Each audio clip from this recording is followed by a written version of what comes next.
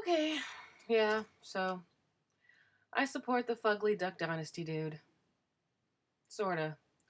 I mean, I don't know if you've been paying attention, but to the news or anything, but you may have noticed on TV or Twitter, people talking about Duck Dynasty and this guy from Duck Dynasty and this whole like controversy, which doesn't seem like much of a controversy to me, but some people think it is. At least all of popular media thinks it's a controversy, and of course, there's a few people online that I've noticed, normal people who aren't, in power, who disagree with popular media. And so I just kind of, I don't know. I feel like there is enough. I mean, both sides. I feel like there's mostly just the side that's in popular media, just kind of bashing me and all of us over the head with, one side of the issue, but then the other side I don't really hear as much, as loudly. But that's probably because most of the people on the other side of the fence aren't in media. So I felt like maybe I should weigh in with my personal opinion, since I have one, and just sort of connect on that level. Anyway, so point is, I don't watch Duck Dynasty, first of all, because I have taste and class. But also because I'm sick of seeing fat, old, and ugly guys on TV and in movies, while all these, thin, young, hot chicks parade around on TV and in movies as their lovers and wives and daughters, and a Christmas porn show starring Victoria's Secret fashion models. Really? Where's the fashion? All I see is mostly provocative, objectified skin. Anyway, but I know if, girls try to get that same type of thing, for the guys, a hot male fashion show with almost naked hot men of all races to see them parade around in nothing but Santa hats and furry thongs, we'd all be labeled obscene slutty Jezebels for wanting the very same thing in gender role reversal, which is BS hypocrisy, aka. We have not yet seen it reversed, okay? So it's my firm belief that either both genders on TV and in movies should look like young hot sluts, or both should be ugly, scary old people. Or we should just compromise and both genders should look like healthy and attractive people with diversity of races, ages, and body types. But I digress. My point is that I've waged a personal, individual, silent protest against gender and racial double standards in media by boycotting media that supports ugly guys but not equally ugly females, or that supports hot slutty females but not equally hot slutty males, or that supports white narcissism but ignores the powerful, strong heroism and passionate and complicated love lives of people of color, like the very pale, self-obsessed cast of characters in Marvel's Agents of S.H.I.E.L.D., or the long-running series Friends, or all of Hollywood, and most mainstream TV media in general. These are the reasons why I don't watch shows like Duck Dynasty. Okay? In addition to all of that, is the fact that I kind of sort of loathe reality shows as a whole because I feel like reality killed the fictional star. Kind of like how video killed the radio star. And now nobody has any creativity or imagination or original thought. So now we're all just immersed in a bunch of dead, empty, perverted psycho trash, watching real life people make fools of themselves and do awful things to each other, all for ratings, just for our casual, bored, numb, half hearted attention span of a gnat ADD entertainment. Like we as a people seem to have regressed back to the primal retardation of animalistic barbarians, stupid, dense, void, soulless beasts that are only turned on by harsh, abrasive, disturbing death arenas. Reality TV to me often feels like watching men get eaten alive by lions. Or like watching slaves beat each other to death for the massa. Only these are voluntary slaves, slaves to money and fame whores, drowning our society in creatively dead, morally bankrupt pointlessness. So, yeah, I also have an exhausted prejudice against reality TV. Simply because I think they've become part of the reason there's no creativity, originality, or imagination in media today, other than my own creativity, originality, and imagination. But regardless of my disdain for gender, racial double standards and creatively challenged media, I still have to chime in this week right quick to say that I support the Fugly Duck Dynasty dude. The man. His name is Phil Robertson, and he was suspended from his show this week for stating his biblically based disagreement for behavior that the Bible considers sinful. He was simply answering a question that GQ magazine asked him during an interview. You know, but how about we ask GQ how on earth anybody who looks like the Duck Dynasty guys got to be the feature for a culturally sophisticated James Bond style suit and tie magazine like GQ in the first place? I just want to know how they got there. Like, why would you do that, GQ? Just why? I mean, apparently you don't know what women want. But anyway, GQ asked Phil what he believed was sinful. This is the quote directly from the actual magazine interview, not hearsay. Phil says, quote, "We're Bible thumpers who just happened to end up on television," he tells me. "You put in your article that the Robertson family really believes strongly that if the human race loved each other and they loved God, we would just be better off. We ought to just be repentant, turn to God, and let's get on with it, and everything will turn around."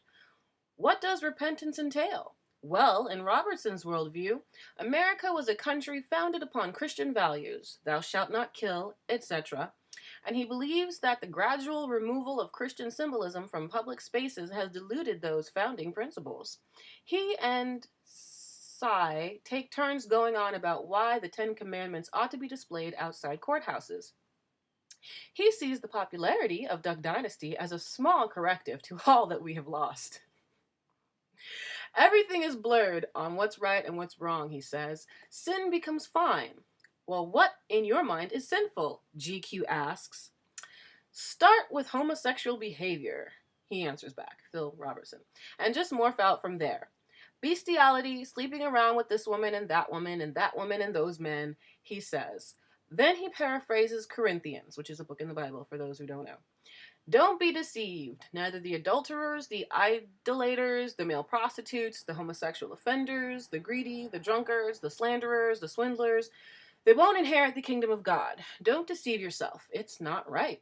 And the source for that is www.gq.com/entertainment/2014-01/Duck-Dynasty-Phil-Robertson and some other crap. I don't know.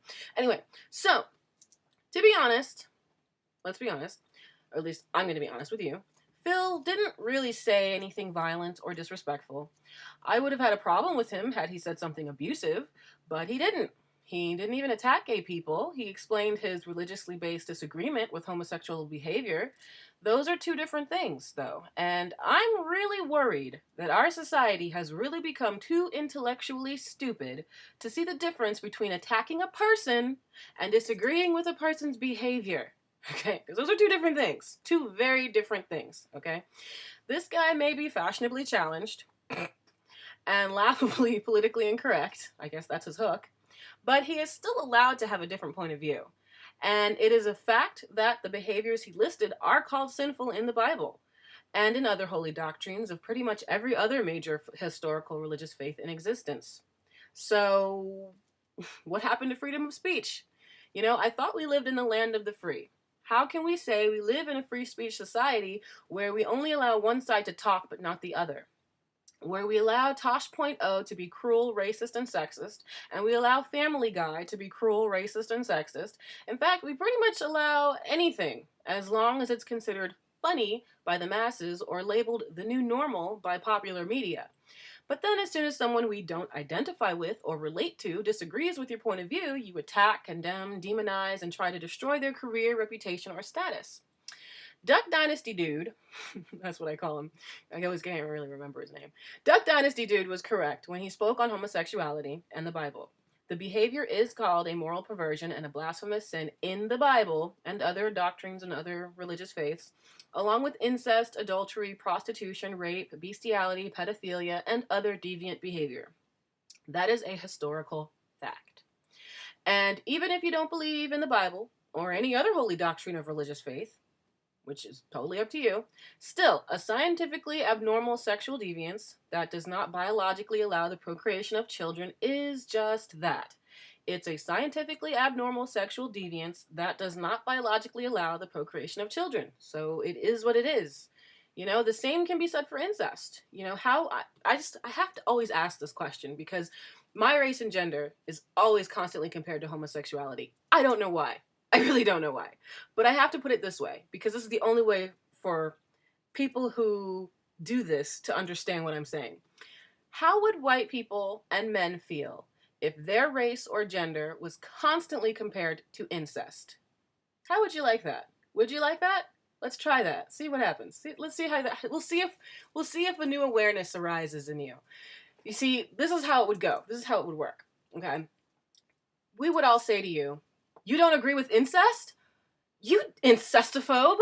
Not agreeing with sex or marriage between two members of the same blood is just like being racist against whites or sexist against men. No, if you don't agree with incest and if you don't support same-blood sex or marriage, you are a heartless bigot who supports slavery, castration, rape, hangings, wrongful imprisonment, voter suppression, and job discrimination." It doesn't make sense. It's bull, and deep down, people know it. Okay? Just think. And just think. Instead of being led by the media, think for yourself. I mean, come on. Comedy Central is very funny, but it shouldn't be what defines your moral compass, or political views for that matter. But, I don't care what your political views are. Besides, I'm a moderate. I'm on both sides, really, truthfully, to be honest with you. I'm not really all or nothing on either side. I'm not completely pure on either side. I'm a little bit of, I take the good parts of one and the good parts of the other. I just kind of put them together and manually form my belief. I don't just, check all the boxes, Anyway, that's why I'm an independent. But the issue is here, this is the issue. The hard truth, okay? The hard truth is that despite the well-constructed agenda that gay organizations have been pushing onto us for decades now, like cleverly putting homosexuality literature right next to African-American history literature in the civil rights section of all of our bookstores for years now in order to piggyback off of the institutionalized abuse of black and brown and red and yellow people in America, they are not the same thing. This was done by very well-funded gay advocacy groups and organizations as if to make us all think that dehumanizing someone because of their skin color is the exact same thing as not agreeing with someone's deviant behavior, as though race and deviance are both the exact same thing.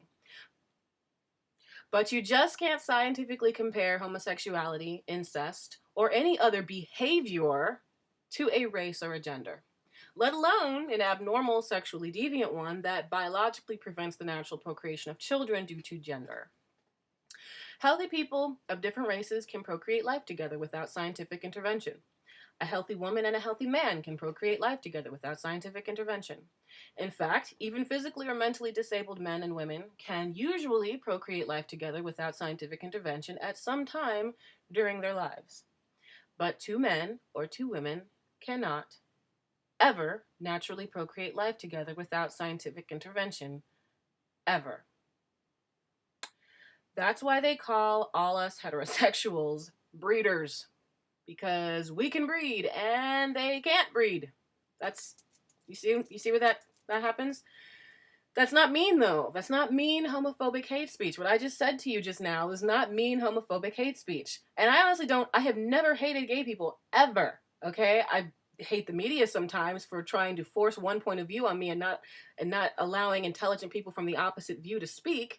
So whenever I sound angry, I'm not angry at a demographic of normal people. I get angry at leaders in the media who will not allow my side to talk whenever it comes to any point of view that is not shared with them. I mean, most of the time, the media and we agree, but not all the time. And so I get mad at the media, but that's not the same thing. And what I just said just now, the scientific facts that I just stated, that's not mean homophobic hate speech. That's a scientific fact of nature. It's called biology. And I don't even say it with a smirk. I don't say it with a nasty sneer. I don't say it with, immature, irreverence and disrespect. I don't say it like I'm joking and trying to just be mean and patronizing and annoying or whatever. No, that's not even me. Okay, I only do that when I'm trying to piss somebody off. And it's usually after they have pissed me off. But anyway, sorry, I'm getting distracted. Okay, so this is the point. This is the point I'm trying to make, and I would like to be sensitive here because I do not mean any harm whatsoever. Okay, so here's the thing: if believing in the Bible is no longer allowed in our society, according to the media, then is believing in biology still allowed? Or are we now an anti-science society because it hurts somebody's feelings?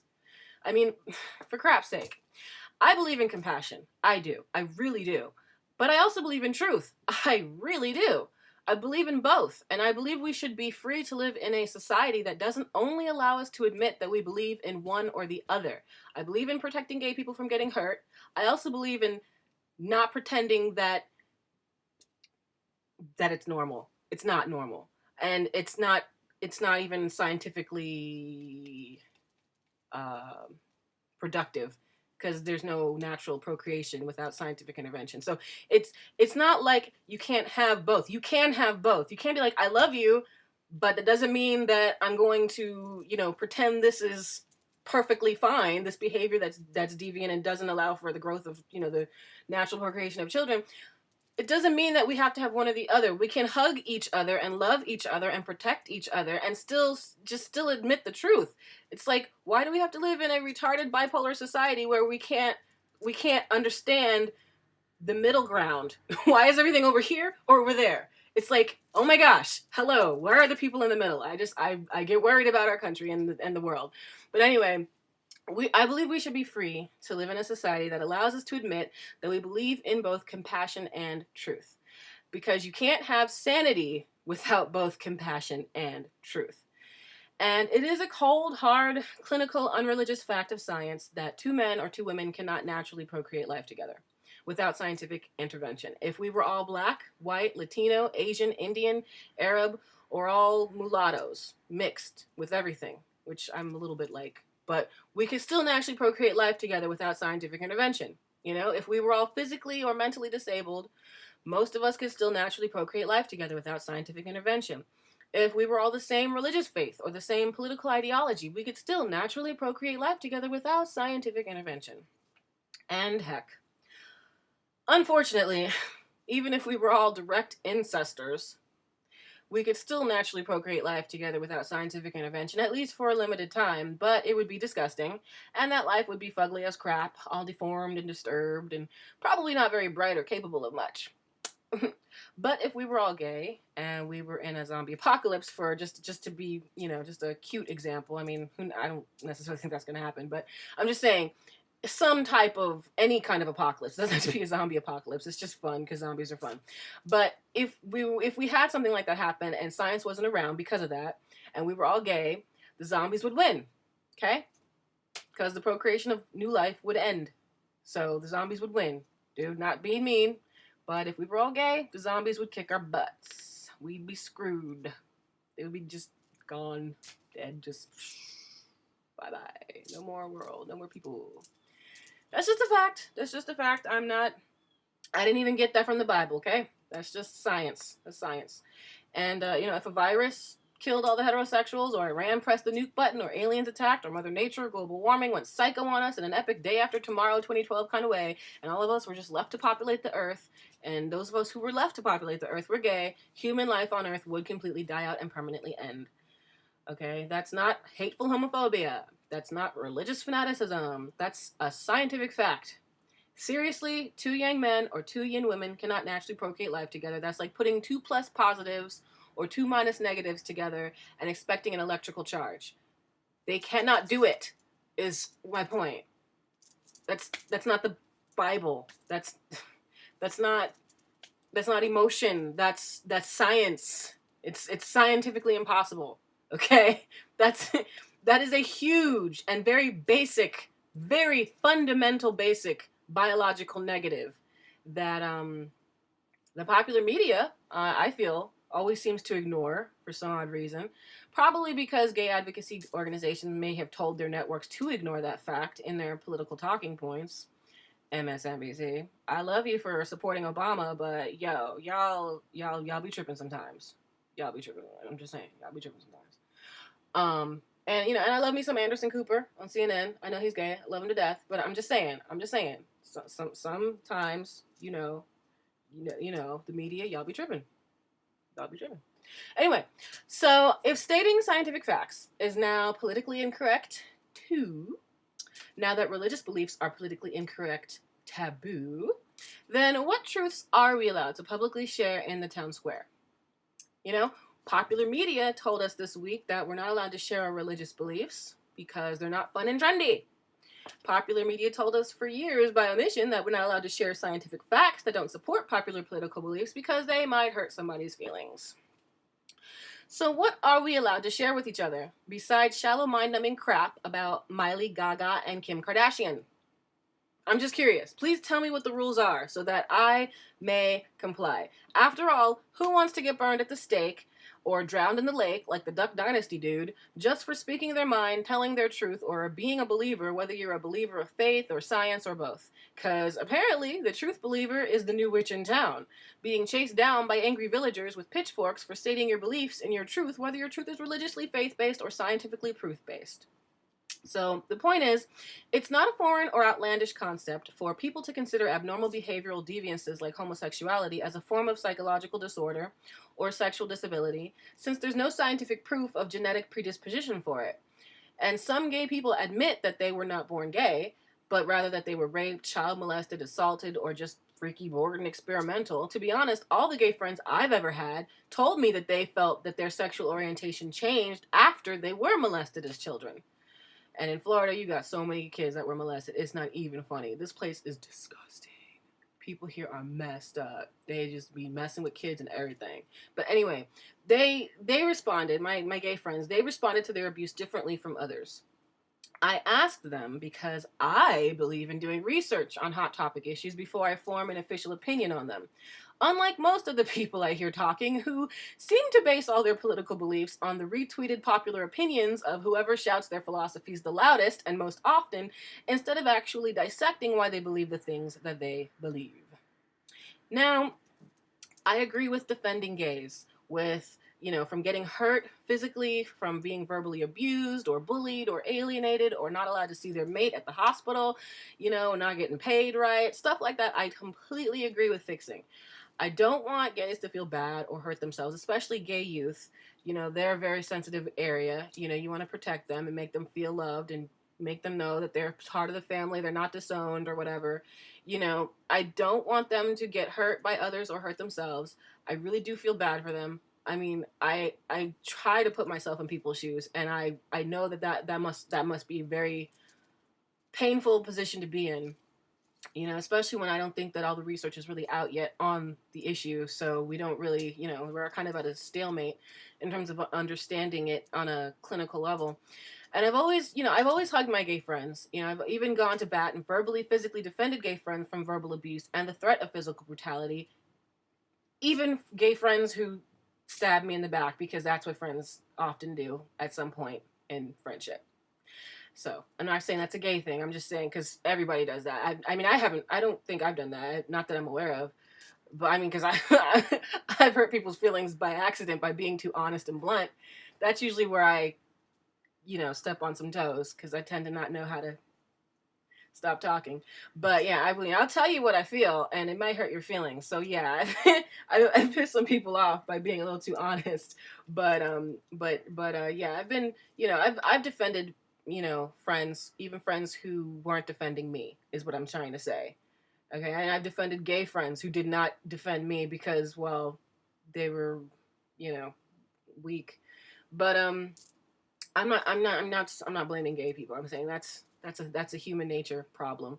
Anyway, the problem is that gay advocates are bullying everyone into agreeing with a deviant or abnormal behavior, one that won't biologically allow the natural procreation of children, and that is in itself a violation of my and our individual rights. It's morally wrong, personally scary, politically un-American, and not only profoundly angering, frustrating, and annoying, but it also makes me feel like America is just turning into psycho-liberal, as led by the media, just like how it used to be psycho-conservative. Which makes me feel like Western global society is genuinely stupid.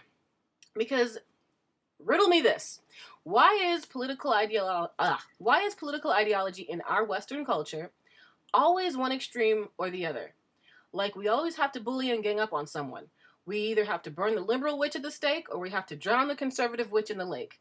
Why is that? Why, is it because men rule so much of everything and they usually think things through in black and white extremes of life, while women usually live in the murky grays and see more? While will it take a powerful woman to see all the colors, degrees, and dimensions in between to get society out of Psychoville and back on track? Cough, cough, Hillary 2012. Anyway, we've become a nation of either fanatically masculine conservatives with no moral humanity, who oppressively abuse or burn anyone who doesn't look or think like us, or of fanatically feminine liberals with no moral boundaries who attempt to smother or drown anyone who doesn't sound or feel like us. Where is the reasonable center, is all I'm trying to understand. Until we stop forcing extreme ideologies onto everybody, we can't live in a truly free society. Our free society only allows discourse, okay, let me put it this way. A free society that is truly free, that's not pretending to be free and just saying that it's free just to make everybody, bullcrap everyone into thinking it's free, will always allow the discourse of both sides. Both sides, even if they really don't agree, but they will always allow the discourse. I don't want to politicize this too much, but even in the Trayvon Martin case, most of us know Zimmerman is wrong and should be in jail for something. But, even though a lot of us believe that, they still had his stupid behind friend, Zach Taffy Zachy, whatever his friggin' name is, who is constantly on one of them lady shows. I forget her name, Gretchen or something. I don't know. But he was always talking, and it's like you just wanted him to shut up. You wanted somebody to just, I'm just saying. I'm not saying I would do it. I'm just saying. I'm not saying I would do it. I'm just saying. We always wanted somebody to come up there and just punch him in the face. You know what I'm saying? But the thing is, even though, I totally wanted them to stop putting him on the air, and they did mainly keep putting him on the air for ratings, it's still part of the natural discourse to have somebody on the other side that disagrees with the popular viewpoint. And the popular viewpoint switches from year to year, from decade to decade, from era to era. You know what I'm saying? So you can't just demonize somebody for believing in something that's not necessarily harmful to other people. You know what I'm saying? If it's harmful, then okay, stop. But if it's not necessarily harmful, then you have to allow it. Now Zach Taffy did say some harmful things. That's how I think about it. But anyway, I'm getting distracted. Here's the point. We shouldn't try to gang up on or persecute a person for being on the opposite side of popular politics, philosophy, culture, or image because he doesn't blindly follow popular trends. For now, it seems like everything is psycho right or psycho left. But either way, we're almost always psycho wrong. It may be time to move to the center again. I sure hope it is. Time for Americans to use their heads. And I just feel like, America, grow up, okay? Just grow up, America, because this is becoming very ridiculous and very scary. Stop living in a politically bipolar fantasy. Life is not all black or all white. Life is 50 million shades of gray. And we can discuss, enlighten, and agree to disagree. What's wrong with that? I'm just saying, but leave people alone. Even if they don't look, sound, think, feel like you, if they are not harming you, leave them alone. That is the definition of a true land of the free and home of the brave. Okay? If and when a culture, ideology, or behavior is harmful, that we owe it to ourselves to speak out. So I support the Fugly Duck Dynasty dude. For now. Okay. Love ya. Thanks. The end. Hugs.